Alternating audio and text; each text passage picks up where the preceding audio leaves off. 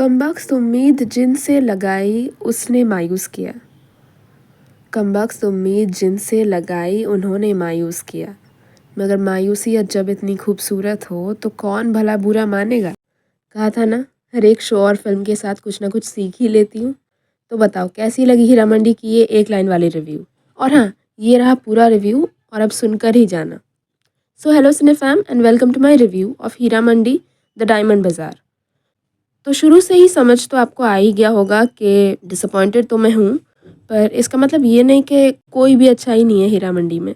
अरे बहुत है, गिनवाती हूँ थोड़ी देर में। मगर जिनको हीरा मंडी के बारे में कोई जानकारी नहीं है तो उनके लिए बता दूं, तो ये लाहौर का सबसे पुराना रेड लाइट एरिया हुआ करता था और यहाँ की कोर्टेजान्स की कहानी को कॉन्सेप्चुलाइज करना चाहते थे भंसाली साहब के बहुत पुराने दोस्त मोइन बेग। तो उन्होंने एक 14 पेज का ड्राफ्ट बनाया था जो कि 20 साल पहले उन्होंने भंसाली साहब को दिया था और फाइनली जो है ये उनकी एम्बिशियस ड्रीम प्रोजेक्ट बनकर आ गई है जिसका सबने बहुत बेसब्री से इंतज़ार किया था। But yeah it did not meet my expectations.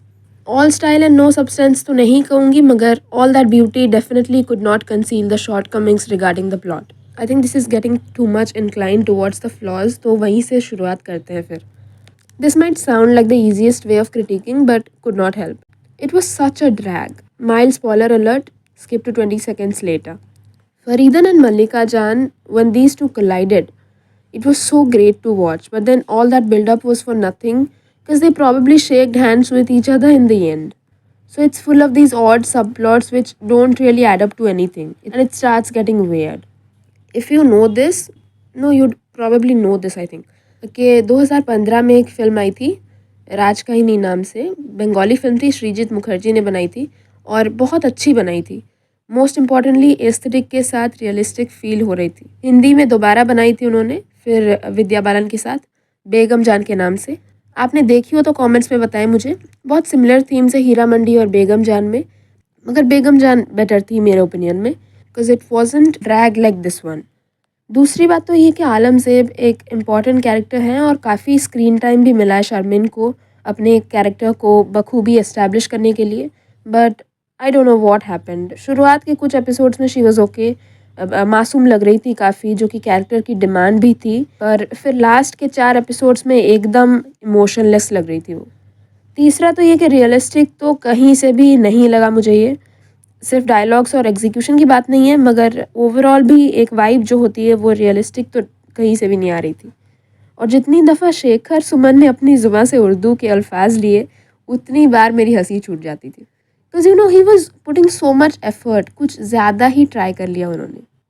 अच्छा, IMDb पर पूरा क्रू डिटेल्स देख रही थी मैं और एक्शन डायरेक्टर तो कोई मिला नहीं मुझे, पर अगर भंसाली साहब ने खुद डायरेक्ट किया है एक्शन तो वो भी एक बहुत बड़ा डिसअपॉइंटमेंट है मेरे लिए, क्योंकि बहुत ख़राब है डायरेक्शन मेरे हिसाब से। और एक दिक्कत ये रही हीरा मंडी में कि जितने भी किरदार हैं उनमें से अगर एक बंदा कुछ कर रहा है तो वो बस वही कर रहा है, कि कोई बगावत कर रहा है तो वो बस वही करेगा, आलम प्यार और शायरी करती हैं तो वो वही करेंगी, किसी के साथ धोखा हो रहा है तो पूरी ज़िंदगी उसके साथ धोखा ही हुए जा रहा है। मतलब काफ़ी वन टोन है बहुत सारे कैरेक्टर्स, और जो कई मेल कैरेक्टर्स हीरा मंडी में हैं वो बहुत अंडररिटन फील होते हैं। जैसे कि फ़रदीन खान का जो वली कैरेक्टर है उसके साथ स्कोप तो था पर फिर यूटिलाइज़ कुछ खास नहीं किया गया उसको। और शुरुआत में जो जोरावर था उसको भी ज़्यादा कोई डेवलपमेंट नहीं मिली।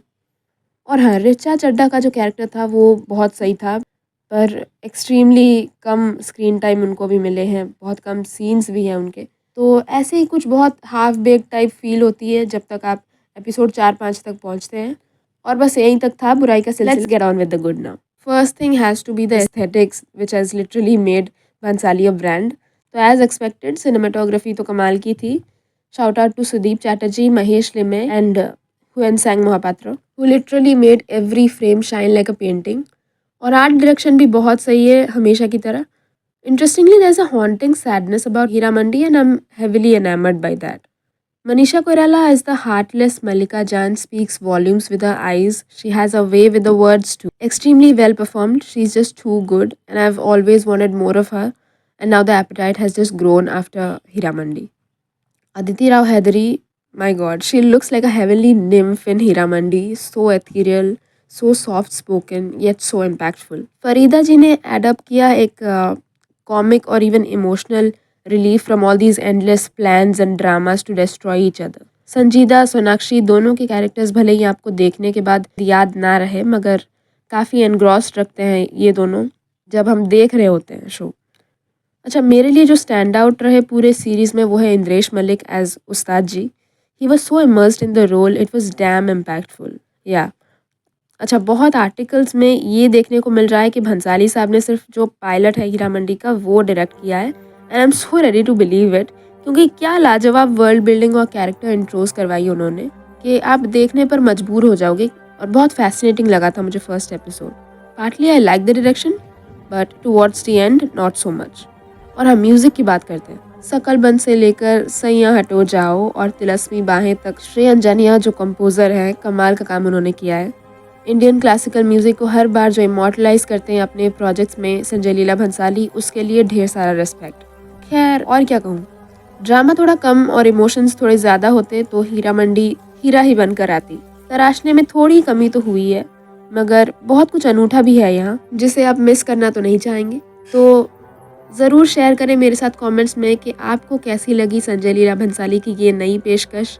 जुड़े रहे मेरे साथ एक्स और लेटरबॉक्स पर, और सब्सक्राइब कर दीजिएगा अगर आपका जी चाहे तो। मैं मिलूंगी फिर एक नए रिव्यू पर, तब तक के लिए शब बखैर।